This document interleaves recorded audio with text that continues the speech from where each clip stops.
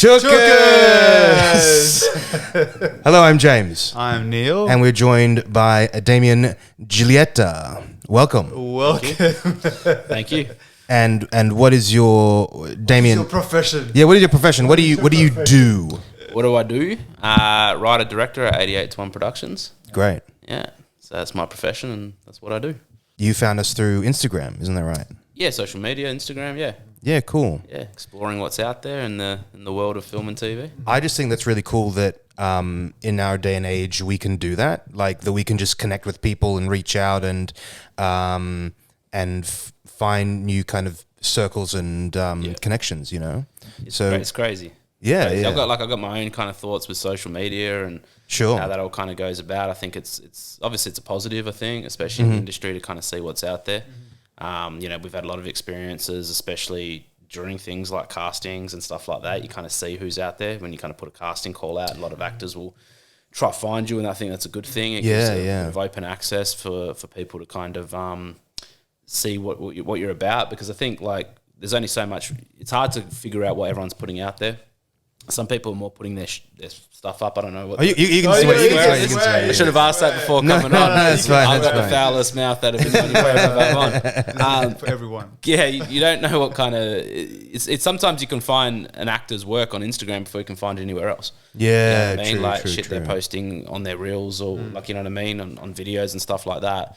So it's kind of cool in one way. I think social media's kind of really opened up the kind of way that we can communicate and see, and that comes with positives. I think comes with a couple of negatives as well. Obviously, when you kind of, you can see through a lot of that stuff too. On Insta, the way people post and what they put up and stuff. And sometimes I look as a filmmaker, I look at stuff that actors or performers put up that I'm kind of like, yeah, maybe not.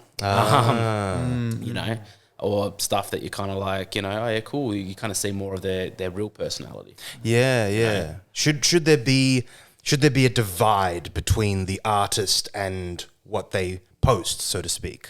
Well, I think like if you want to do that, I think you have your business page. You know what I mean? I think a lot of people might do that. They'll have their kind of their name and actor next to it or whatever. I think it's important at the same time to have at least a platform where we can kind of see the real you. For me, it's like working with performers and actors. It's working with a personality is just as important as working with the skill set. And an attitude, and it's kind of, you want to see kind of the real them, and you kind of get a little bit of that on Instagram, but then you also see the ones who, I mean, I've had this the last couple of months. We just come off a feature film. In the lead up to it, you do connect with a lot of performers and actors and stuff, and you kind of see what they're putting out, and half the time, like, for me, I'm a very honest and transparent kind of person, so sometimes I look at stuff and I'm like, oh, that's just fake as fuck. You know what I mean? And there's other things I look at and I'm kind of like, oh, that's funny. Like, that's kind of cool. I had this thought. I was talking to someone about this last week, and this is a little like on and off topic at the same time, and I noticed a lot of people, they might put up like bloopers. And so they'll put on their Instagram stories or their Instagram, and they're doing a self-tape and they do a blooper, right?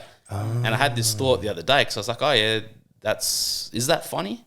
Because in my mind, I'm kind of like, it's so weird that you're putting out your mistakes. Yeah. On a platform where people are watching you. Yeah. And it's like you're saying you're slate, or like, oh, my name's blah, and they start laughing. Yeah. And it's like, oh, I couldn't do this. Ha ha, how funny am I? And I'm sitting there going, like, a lot of times, like, we might have inside jokes on set, or there's a crack up. Let's say you just said something and we're all laughing, right? Yeah. If someone walks in the room, they're like, what are you laughing at? And you say it to them, they're kind of like, oh, you had to be there. Yeah. It's one of those you had to be there moments. So I'm thinking like they're posting a lot of you had to be there moments. Right. But then I started talking to someone about it. I'm a little analytical. I'm a writer director. That's what we do. Yeah, of course. And I kind of said, like, are they putting that out there from a business point of view? To say, look at me, I'm a down-to-earth person, like that. So for me, I feel like social media is starting to be very, what's the word? It's premeditated. Yeah. You know what I mean? Yeah. This is the image I want to put out. Just on that topic where you're saying that, I feel like a lot of reasons a lot of actors do that is because they get told that don't put stuff on Instagram that is actually you acting. Yeah. Okay, there's a lot of people are confused. Like, they say, should we put like our material up, or should we not put material up? So people put a lot of the mistakes up, or the bloopers or whatever, because they think, oh yeah, I'm acting, but but I'm not showing the actual real thing because I don't want them to see this, Yeah. And I've actually had a chat about this, my partner and her mother and a lot of other people about being a content influencer. Yeah, right. Or a content creator. A content creator. Yeah. Or an artist or an actor or whatever. Now, how do we differentiate? Because like we always like, look, we want to embody, because I'm an actor, like we want to embody different type of characters and research different characters, but we don't want to give too much away of ourselves. Like for example, like say, I don't know, someone well known, Mike Tyson, for example. Mike Tyson, I'm going to become an actor, and he embodies a character. It's hard to see him, but Mike Tyson. Yeah. So I think it's that little grey area a lot of people are unsure about. Yeah. And casting directors and other people give these mixed messages. I mean, some people pay $2,000 for a course about how to put yourself out there, and it's simple as, maybe put this up, maybe don't put this up. Yeah. I think like... Is there an answer? I'm glad, no, because I think, and I'm glad you hit casting directors there, because my thing with casting directors is they just give an abundance of information and they all contradict each other. Like they're telling actors like, you don't need a show reel. Okay, like I can get into this in a bit. Right? Go. But to kind of answer your question, I think that when I was talking about the bloopers and stuff, my view on that is I don't know if that's a right or wrong thing to do. Yeah. I was just thinking more along the lines, is it a business move or are you being genuine? I think some people putting it out there genuinely because they think it's funny. They're like, I'm just showing my lighter side. I think other people are like, I want to show this, so it just seems premeditated. Right. And I only brought this up with someone the other day because I saw 4 of them in one day, like on Instagram stories, and I saw it and I said, you know what, I've got a thought. I started just talking out loud. So I don't know if it's a right or wrong thing to do. I think it's challenging for actors because they're being told, do this and then don't do that and don't do. It's like the old saying. When we used to train and stuff in the gym, you'd have guys come in all the time saying, I'm on a diet that's strictly carrots. Yeah. And then the next week they come in, no, carrots are bad for you. So now we're on this diet. And now we're on this diet. Now it's keto and now it's this and now it's this. And I feel like for actors, the same thing. You get told, but at the end of the day, we're all look as filmmakers and I guess, casting directors or whoever's actually making the decisions and casting, we're all looking at different things. And we all got different personalities and what we're into, like, you might be a Mike Tyson fan. The next person's not into Mike Tyson. You look at, I love combat sports. You look at some of these fighters, MMA fighters. Some people are massive fans of certain fighters. Other people think that they're absolutely arrogant. You know what I mean? Like people love Conor McGregor. Some people hate Conor McGregor. It's everyone's into different things. And so what I like to see, and me personally, when I look at social media, it's just put out what you want to put out. Don't put out what you think you have to put out. Right. And I think that's the difference when I see a lot of people, and you see the shit that they're putting out, whether it's through Instagram, TikTok or whatever. And half the time I'm like, is that really you? And that just puts me at a little kind of on the back foot when you come across them. If I see someone and I meet them in the room and I'm like, they're giving you the big smile and shaking your hand and kissing up to you and you're thinking, and you can see through that facade, you don't really want to work with that person. Doesn't mean I want them to come in and be an arrogant douche and whatever, but at the end of the day, I just want you to be you. Like everything I put out on my socials is shit I want to put out. I don't really care if you like it or you don't like it, or you kind of, same thing with my filmmaking. I'm putting out what I want to put out. I'm making what I want to make. Like I don't have to go and buckle under what, Screen Australia thinks needs to be made in this country because they've got no fucking clue what they're doing. You know what I mean? In my opinion. In my humble opinion. In our opinion. But, show me some box office and then we'll talk. Yeah. So it's kind of like, again, it's more just like to touch on the social media. So I just want people to put out what they want to put out. And be who they want to be, and I think that I'm friends with a lot of actors, and they're all it's an inner struggle, and like a couple of really close friends, they kind of say to me like, we don't know what to do. We play the game like they play the game, but we don't feel genuine, so we feel like a sellout. And others are like, it just comes more naturally to them. One thing I've got to say, especially to a lot of actors, just get rid of the fucking filters. I'm sick of like these videos with filters over your face and stuff, and it's like, man, just be you, be Nat. Like it's fine. Like we want to see you when you walk into the room and the castings. If you're putting glamorous shit all up all the time, then you come in and that's not you. Yeah, recently I had a similar thing recently. So I got a bit of a cauliflower ear here. Yeah. And I damaged my ear on the side as well. Yeah. Recently. So I've been like freaking out. Oh, fuck. You know, like, what am I going to, like, Yeah. you know, because Yeah. the casting directors want to see you in this sort of way. And like, Yeah. you know, now I spoke to my agent about it, and he's like, maybe your branding has changed now, Yeah. you know, like maybe something different, you know. But people are so used to seeing perfection, like, you know, perfect features and this, that, Yeah. the other. But what is perfect features, you know? And I'm sure that I can, you know, one day do different characters, you know? I don't know, you know? But a lot of people, I see a lot of actors out there, they put filters on. Yeah. I think it's also got to do with pressure. Yeah. Yeah. Pressure's a big thing, like in screen, especially because so many people trying to become actors, and there's like next to no opportunities for a lot of people, a lot of ethnic minorities as well, like less opportunity. Yep. You know, and now this is more, but you know, is there? But I think that's why they do that. I think it's like, oh, we don't know what to do. Let me put this on. Let me try this out. Let me try this out. You know, Yeah. and all of a sudden they lose themselves. Yeah. Yeah. It's very difficult. Yeah. And being in Sydney and Melbourne and other cities who are trying, and actors are trying to make it, they're trying whatever they can. Yeah. You know. It's like throwing anything at a wall, seeing what sticks, right? Yeah, You know yeah, what I mean? yeah. And like I said, I don't think there's right or wrong answers. I definitely don't have the right answers. I can only give people what I want to see. And at the end of the day, who really cares what I want to see? You know, it's if I'm putting stuff out and I'm working and stuff and I'm casting, sure, but then you're going to change your social media for a couple of months while I'm casting. Like, you know what I mean? Doesn't Yeah, but people have courses, like I was saying before. Yeah. People have courses out there. Good for $2,000, and now I'm like, we'll get you a job through casting agents. We know exactly. No, casting agents don't know what the fuck they're going on. They're human beings as well. Like, I'm sure they'll go, okay, I like that. It's about casting directors. Oh, whatever. Actors who never made it. Was that what? But you know, like, because I think we're trying to like impress these people. Why? Like, why? Yeah, it's again, but you're like same thing I was saying to someone about filmmaking, right? Yeah. I put a film out. There's going to be people that are going to trash it. There's going to be people that are going to talk really well about it. And oh my God, this is so good. Because at the end of the day, you can't satisfy 100% of an audience. Exactly. And we're in an industry where we all want different things and everyone's trying to make different things. You know what I mean? If you're trying to mold yourself, and I was actually talking to someone about this the other day who's kind of an aspiring filmmaker, aspiring director. And, you know, he was trying to say, is it worth making stuff in Australia? Because stuff he wants to make, Australia doesn't want to make. I said, it's not that Australia doesn't want to make it. Australians might want to watch it. And that's the difference.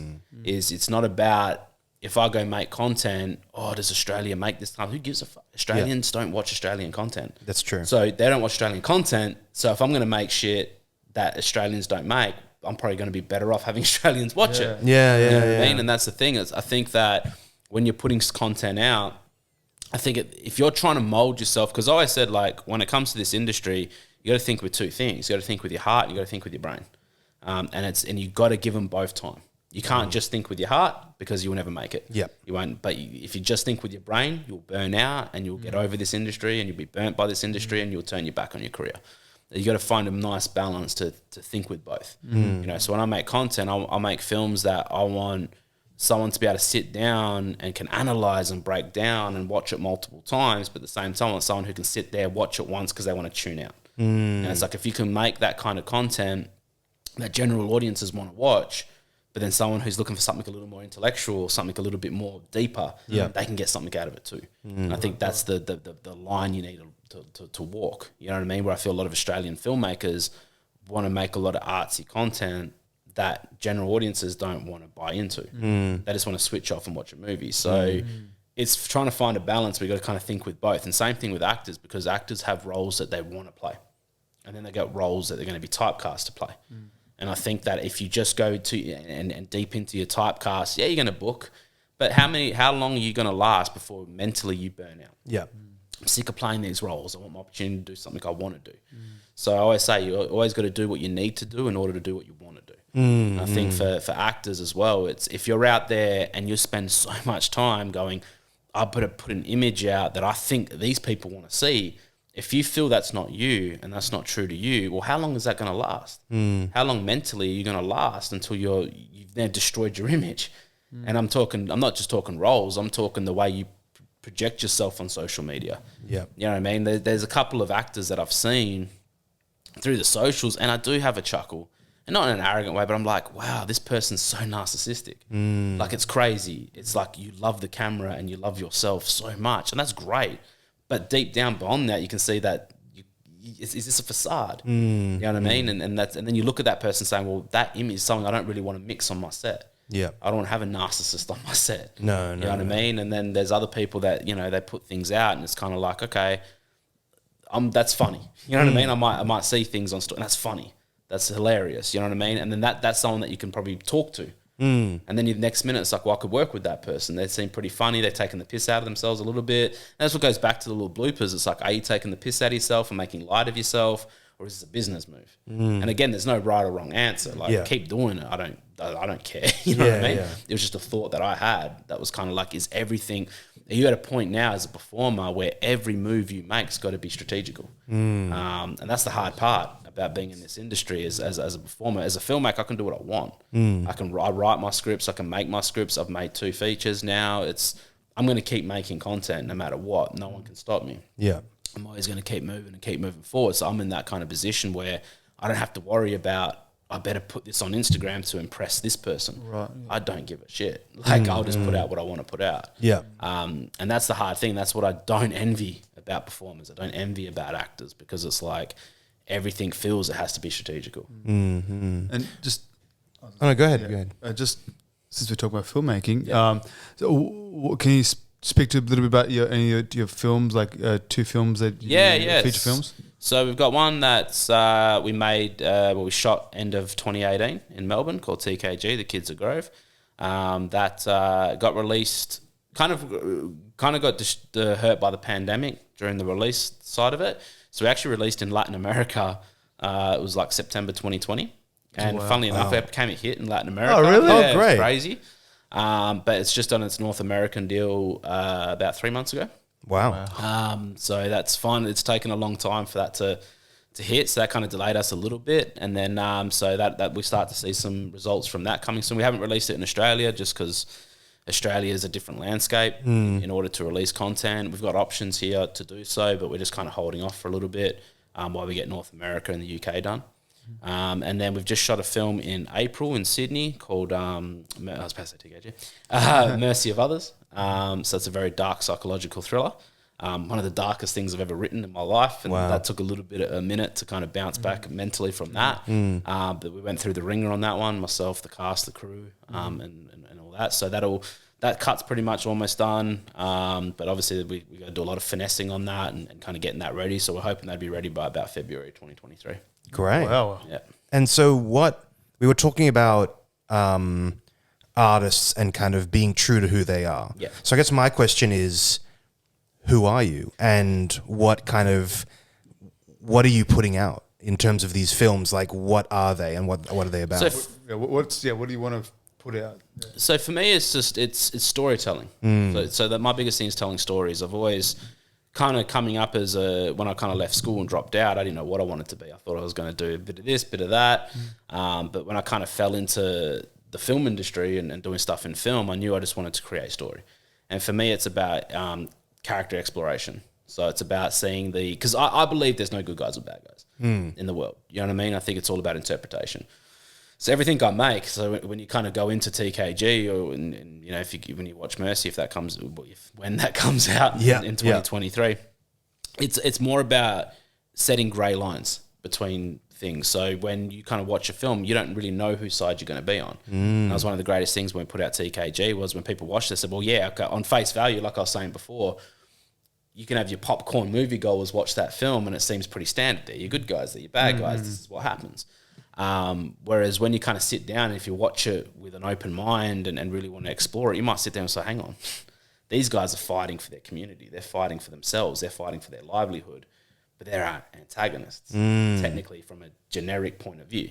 So I always feel in my storytelling and what I want to see is I really want to explore the right and wrongs, and I think we're all flawed human beings, and I love bringing out character flaws and really, redemption angles and things like that. I feel that in life we barrack for that.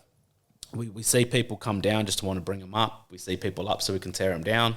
That's what we are kind of as a society. So it's kind of exploring those kinds of things in stories. And for me, I'm a very dark, gritty storyteller. A lot of my stuff, I'm very desensitized to violence, unfortunately. So it's one of those things is when I make a film, I go to put it out, I kind of rewatch it, and it's kind of like, oh shit, like, what's wrong with my head? So I'm a pretty nice person, I think, outside of my filmmaking, but that's kind of my art, and that's what I want to do. And I think very dark, gritty kind of stories. But your reality is your reality, my friend. Yeah. Like, I mean, everyone's reality is different than where they grew up and everything. So I can see how like a lot of people, man, they see violence and they see, oh, holy shit, you know, I cannot see that, you know. But violence is a weird thing. It's part of, I feel like it's part of human nature, and I guess it's part of our society in a way, you know. Yeah, definitely. And I mean, it shouldn't be, but it is. It is. You know, it is. And I think it's we've all got that kind of caveman, you know, like foundation, you know what I mean? I think that, you know, most people would, and one thing I love to explore, and I explore it especially in TKG, it's survival instinct.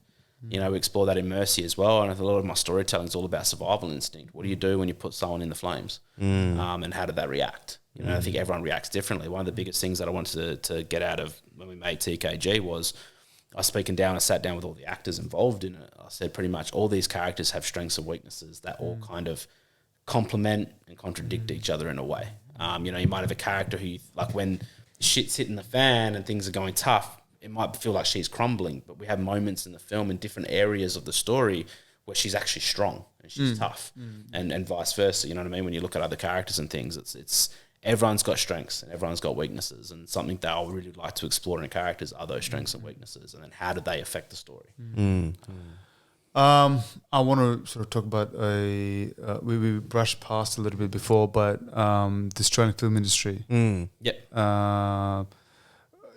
Do you like it where it is? And I'm saying you don't. And you said it many times, but what do you want it to change, or what something can happen? Because from my point of view, I think that and you're right. People say, why don't you watch Australian films?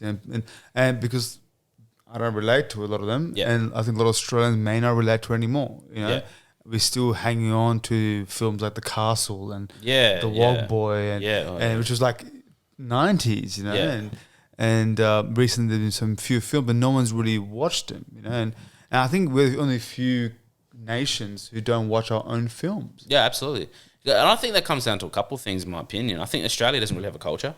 That is one of them. You know what I mean? Like, you look at Americans, they're very patriotic. Triggered everyone. That's great. But yeah, the industry where it is now, like, I think there's a lot of talent here. Right. Like, I think we've got a lot of untapped talent. I think it's ridiculous America discovers more Australian talent than Australia does. I think that's a fucking joke. But as far as the industry goes, it's not. Anyone that's working in it, they're always going to say, it's improving and it's doing this. Well, of course, because there was nowhere to go but up. Like, it wasn't going to get any worse. Like, but the thing is, when you're putting it, I mean, I was at the movies one night. This is like 3-4 years ago, 5 years ago. And I saw a trailer for a film. I think it was called The Barbecue. Not to shit on the guys who made The Barbecue. I never watched the film. I just watched the trailer. And my first reaction from the trailer was, how the fuck did this get funding? Yeah. Like, it's a joke. It's a parody. It's why is money getting put into films that you just, again, it's, if you're making films with a gender, and I'm not going to touch on a lot of things because I don't think it's my right to, you know, in terms of what's being funded and what they're trying to do. I think I feel that there's a lot smarter ways where to put the money. Right.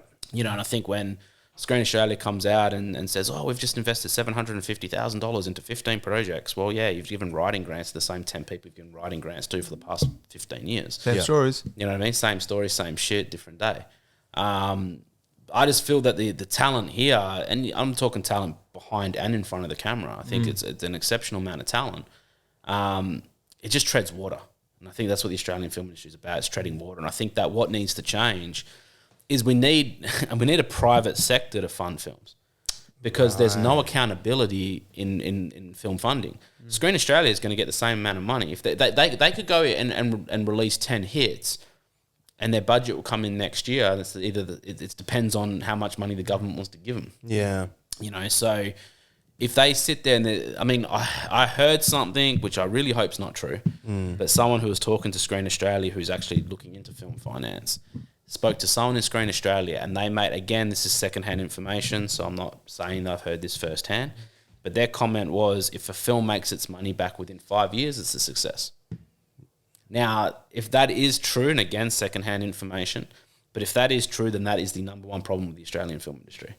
It's we need a private sector to come in. We need private investment to come in, because the Australian industry needs accountability. It needs absolute accountability to create content that is for its audience. Yep. And at the moment, I don't think the films that Australia release are for an audience. And TV shows. Yeah. And TV shows. I didn't even touch on TV. I've seen one Australian TV show I've enjoyed in the past 10 years, and that was Mr. In Between. But again, you look at who's behind that and who's made that, and they've always created good content because they are creating content that viewers want to watch. If you actually look at those guys and what they're making, you know what I mean, from Animal Kingdom back in 2010, 2009, 10, whenever that came out, to, you know, the things they've been putting out, it's content that people will actually get behind and watch because it's a world like Mr. In Between, and all the credit with Mr. In Between goes to Scott Ryan, who's kind of the writer creator of it.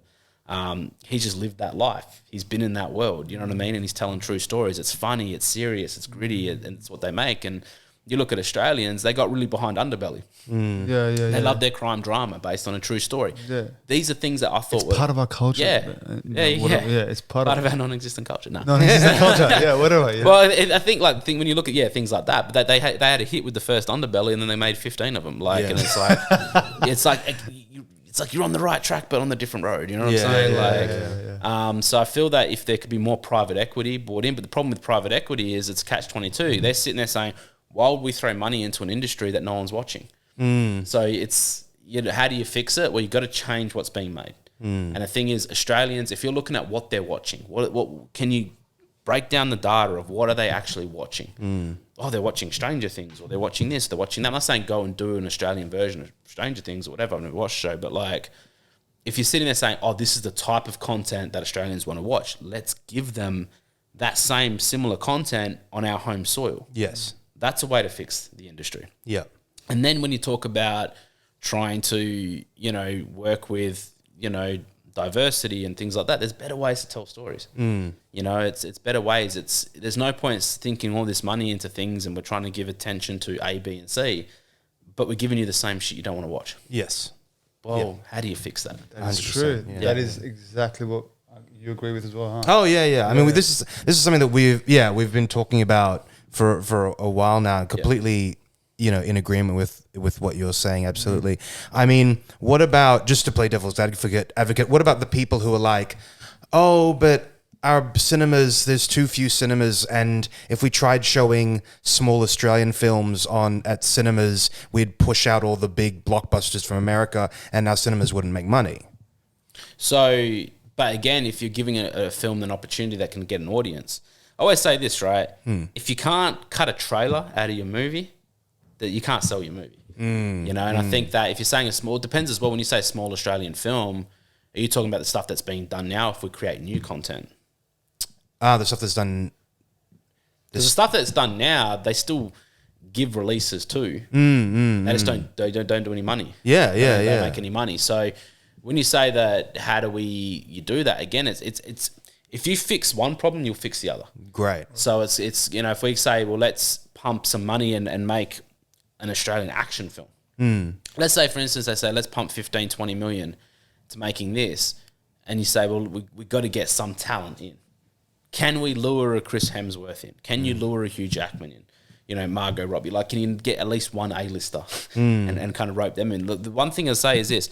How crazy is it that all these actors that come from the UK always go back home and make films? Even Australian UK named British actors, they'll make films in Hollywood and they'll go back and make films at home. Absolutely. Those other guys, our guys aren't doing that because there's nothing here that's getting them back here.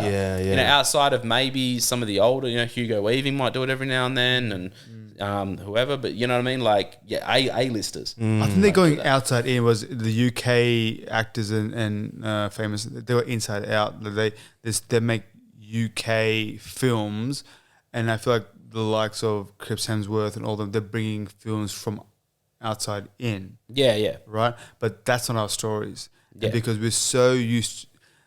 See, we copy other people. Yeah. We're copying America. Yeah. We don't need to copy them. We have our own ways. Yeah. And I think that's where we're sort of stuck in a way. We're trying to become like them. Yeah. Well, there is a cash, like there's a cash window. There's a split the diff in there. Yeah. You know, it's like I said, I think like, you know, you look at the first season of Underbelly, really good example of that. It's people want to watch that. People want to see violence on screen. People want to see drug use on screen. People want to see partying and all that kind of stuff. Yeah, but it's tangible. Yeah. All those things you're talking about is about that. It's Yeah. Underbelly. Why people liked it because it's tangible. Because a lot of us have seen it, Yeah. or been around it, or Yeah. we know where it is. When it's Yeah. just down the like Yeah. 20 minutes from my house, like it's in Australia. Yeah, yeah. And that's why, Yeah. and it's not just. And the cool thing about Underbelly was that let's make Underbelly and all the. It ticks all the diversity thing, but Australia is built with different types of people, Yeah. and you just make Underbelly, and all of a sudden, boom, you got like a Lebanese person there, you got like a Samoan person there, Yeah. you got a Caucasian person there, you got Yeah. an Italian person there, Yeah. because you're making an Australian story, Yeah. and all of a sudden, you don't have to go, we got to, we're going to have a quota for this, quota for that. Yeah. What do you want to be a quota for? Yeah. Well, I think a lot of that work needs to go behind the camera too. That's the thing that makes me crazy. Like, I'm a big supporter, and I say this as a white male. Yeah, I'm a big supporter. I'm all good. Like, if, it's, we've got to make more content for this or that or whatever. It's all good, but it's got to start behind the camera. It's got to start with your writers. Yes. It needs to be with writers. You can't just say, we're just going to like shoehorn this and this and this. Start at the level where it's like we need a new batch. We need to give opportunities to Indigenous filmmakers. You know what I mean? Female writers, female directors, all that kind of stuff, right? But it's got to be from the writing up into the directing and the filmmaking, and then the stories will get told. And it's better. Yeah, because it's more genuine. It's not shoehorn stuff in your face. I'm a big advocate of it. Like, we've supported a lot of diverse stuff as 88 to 1 Productions. You know what I mean? Like, we've kind of funded and helped create a massive LGBT story that went from a short that now they're developing into a feature that we supported that had a female filmmaker behind it. We don't advertise that stuff because we don't want to fly the flag and say, look what we're doing. Look what we're doing. We don't give a fuck. We just care about telling stories. We just want stories told. We want content created. And as long as it's good content, that's what we want. We don't give a fuck who's behind it. We don't need to get in everybody's face and say, this is what we're doing because we're helping out diversity. We want to see that. But we want to see that from the ground up. We want to build it from the ground up. And that's really great because that's kind of come full circle to what we were talking about at the beginning about Instagram and about kind of projecting these things, is that, again, if you're going to have these diversity quotas, you're going to run out of kind of steam because it's not true to what you really want. And so having it built from the ground up absolutely is necessary. Yeah. Absolutely. And you get better content about it. I actually love it. It's good we can touch on this. It's been a really good experience, like working, like I collaborate with actors. As a filmmaker, I collaborate with actors, right? Yep. And I always say it to, especially like, working with female cast members. I always say things like, I'm a male writer. So I'm writing female characters the best way I can. Yep. If you have a scene between a male and a male, I can write that shit, no problems. Male, female, been there, done that, write that shit, no problems. But you put a scene with 2 females and I'm writing, I'm kind of like, oh, fuck. Yeah. Like, I think this is what, I don't know. So I turn to any female actress I work with, I'm saying, change the dialogue, fuck with it. You want to make it feel more genuine. I can't write that shit as well as you can. Yeah. You know what I mean? Same way you can't write 2 males in a brawl. You know what I mean? Or 2 guys at the gym who are about to spar and do some sparring. You might not write a scene like I can write that because I've lived that, I've done that. Yeah. You know what I mean? I think that's important as well when it comes to telling overall story. We need to be able to tell the stories, like I said, the tangibles, things that we've witnessed, things that we've seen. That's where we come as creators. You know what I mean? It's life experience. You know what I mean? And we, like, a lot of times we'll tell stories that we feel as individuals, we've got a right to tell that story. Yeah. Because we've lived it, we've researched it, we've done what we needed to do, but you know what I mean? In order to kind of create that content. I think, you know, when you look at Australian content, that's what it feels it's lacking. Yes. It feels like it's lacking heart. Yeah. It feels like it's lacking the soul. And I think that, you know, in order to change it, you know what I mean? You just need to start giving opportunities to new people. You know what I mean? And allow people that... who's given the opportunity? Who is that person? Like we also were, guys, give an opportunity. Who is that who? Like I'm always thinking about that. And I feel like that who is controlling the horns of the game. Yeah. You know? And how can we stop that?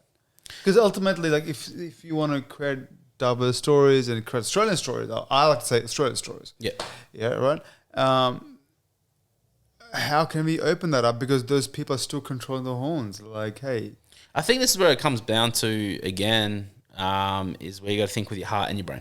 Because you say, I want to create, that's your heart talking right now. Yeah. So then how do you now say, this is what my heart wants. My brain needs to tell me how to get there. And I think that what we got to do is when we tell these stories, we've got to look at, you know, when I kind of was coming up with TKG and I was writing that, I was kind of, the whole time I'm writing it, I'm trying to like dig deeper and deeper and deeper and try to find the essence of the story, trying to find this really, because again, I'm an artist. We're artists, right? That's what we do. Yep.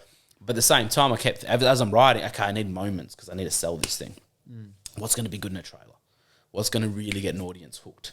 So you're kind of adding that into your content. And I think that if we can find filmmakers and storytellers around that's got that ability to, how can we write something that the heart wants, but at the same time, how can we get it sold? And I think then you need to find a financier who's willing to roll the dice, right? And you need people that buy in and trust the process. And I think that you have to kind of do that. You got to do that against the grain of what's being done now. I think there's no way, Screen Australia is never going to change. Yep. That shit's never going to change, man. What, you know, SBS, ABC and the networks are putting out, that shit's not going to change either. You know what I mean? It's in their mold is why fix what's not broken. Whether that's true or not, that's for everyone else to decide, not me. Can't wait on them. Yeah.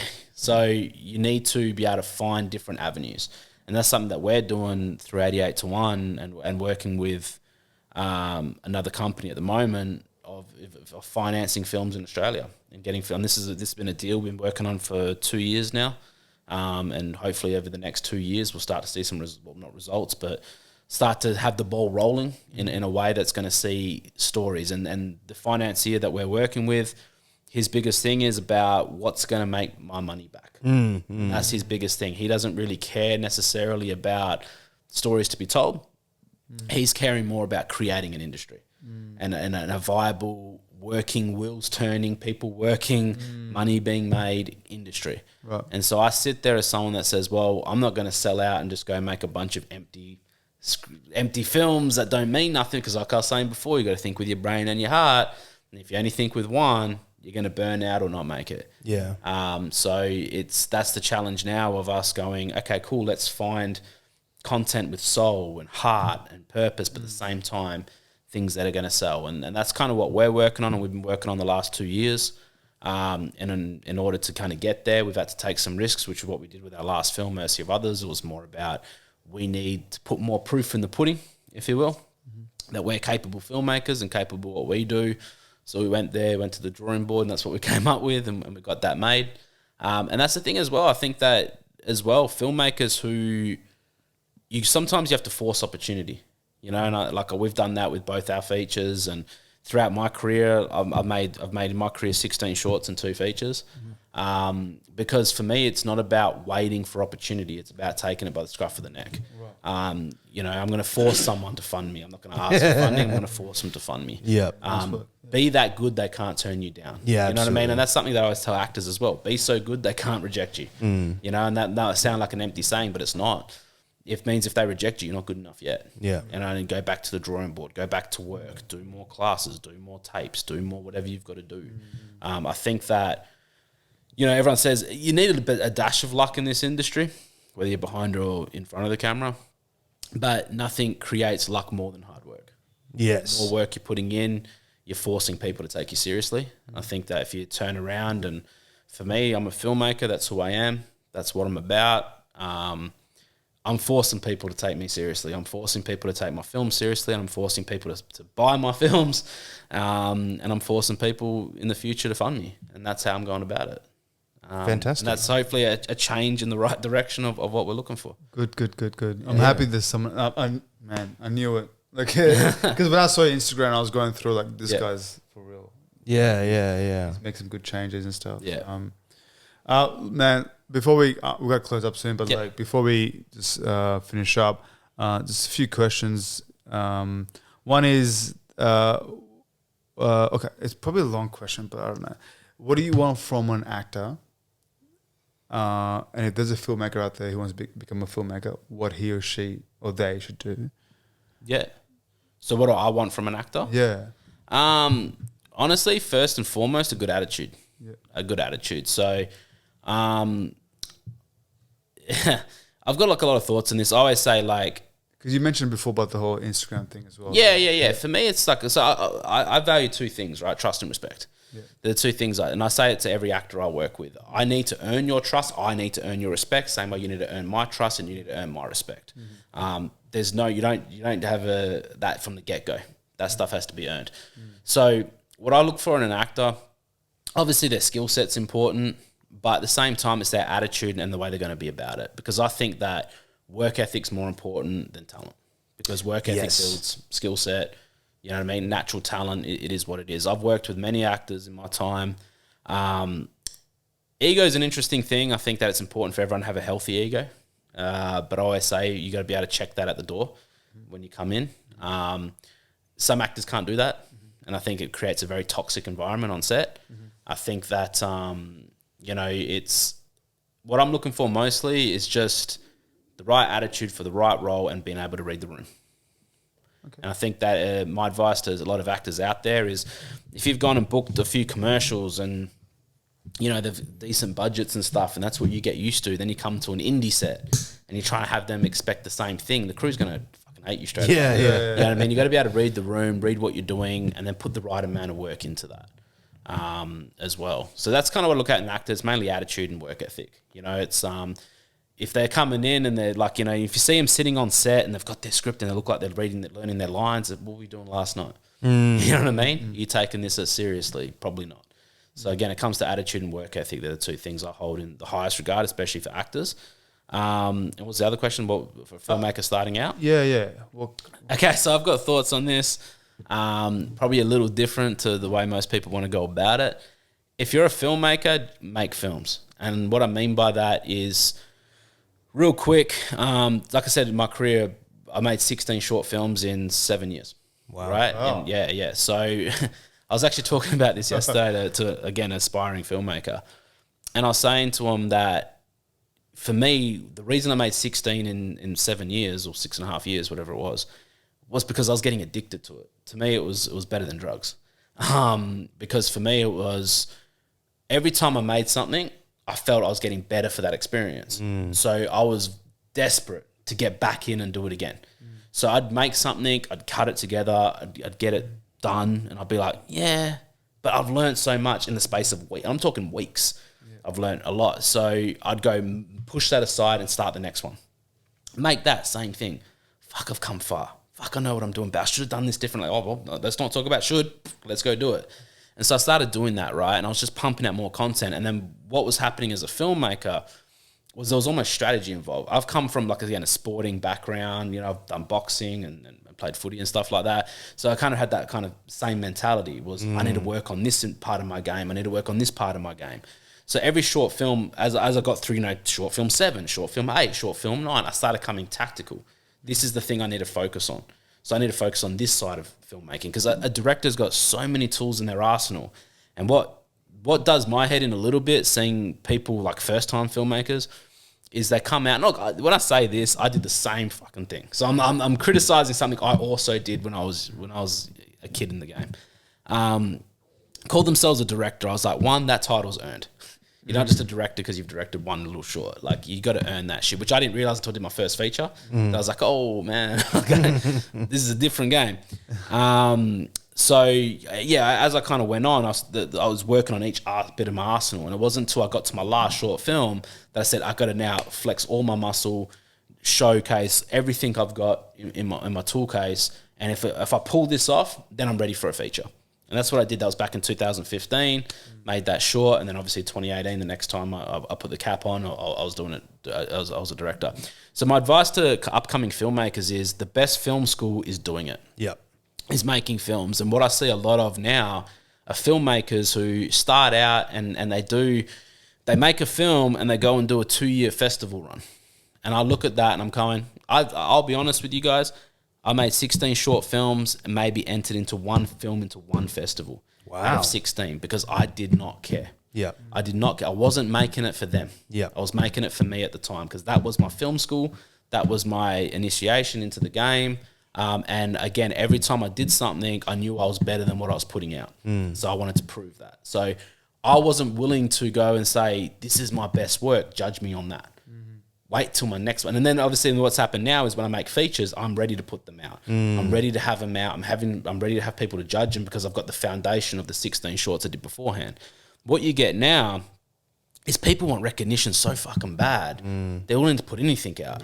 They want those ribbons. They want those ribbons on their short films. They've got the accolades, right? But at the end of the day, I'm not saying festivals are bad by any stretch of the imagination. Festivals are great and they're a really good tool for networking, whatever. But at the same time, I thought it for myself, it was more important to work on my skill set than for people to know who I was. And that's the thing is I just don't see that enough these days. I think people go and make a short and they go do these long ass runs with this one short and then you just like they get exposed.